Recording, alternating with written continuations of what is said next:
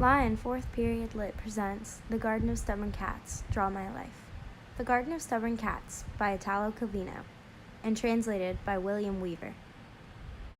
The theme of the story is that humans try to overpower nature, but nature is stronger than human forces in the end.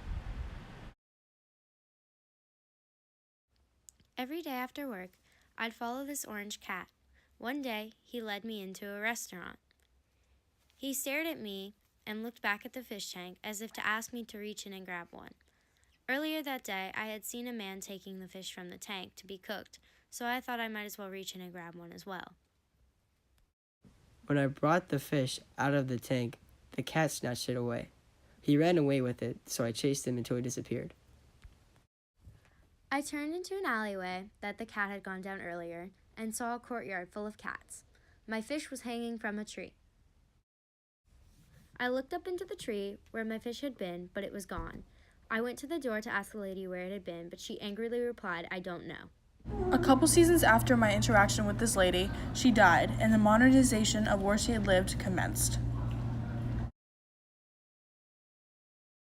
As they started to build the new buildings where the old lady had lived, the cats that had once lived there too terrorized the workers and didn't let them work in peace. Analysis. An example of emotional addiction in a story. When I think of all the damage I suffered because of the cats, oh, fine state of affairs. I'm not responsible for anything. I can't tell you what I've lost, thanks to those cats who've occupied house and garden for years. My life at the mercy of those animals.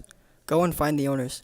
Make them pay damages. Damages? A whole life destroyed. A prisoner here, unable to move a step. An example of diction from the story is when Marchesa has had an interaction with Marco Waldo. Most of the things she said were emotional, such as damaged, mercy, destroyed, prisoner, and lost. The words she uses were chosen to describe her life and how she's angry with nature because it has overtaken her home. Figurative language.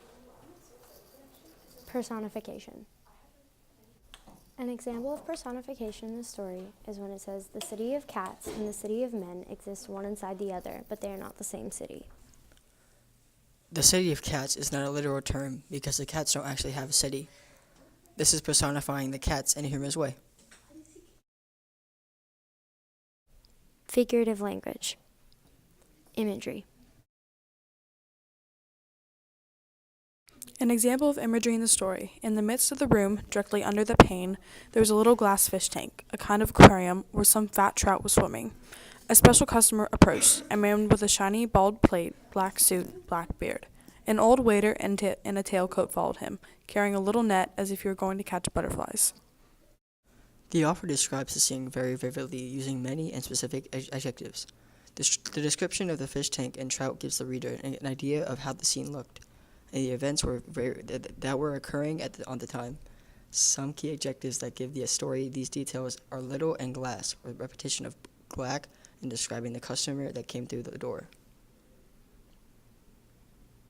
Sound devices.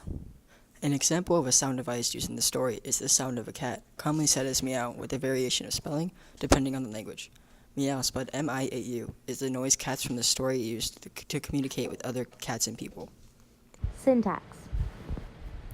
An example of syntax in the story is, "But for several generations now, domestic felines have been prisoners of an uninhabitable city. The streets are uninterruptedly overrun by the mortal traffic of cat-crushing automobiles. In every square foot of terrain where once a garden extended, or a vacant lot or the ruins of an old demolition, now condominiums, loom up. Welfare housing, brand new skyscrapers, every entrance is crammed with parked cars.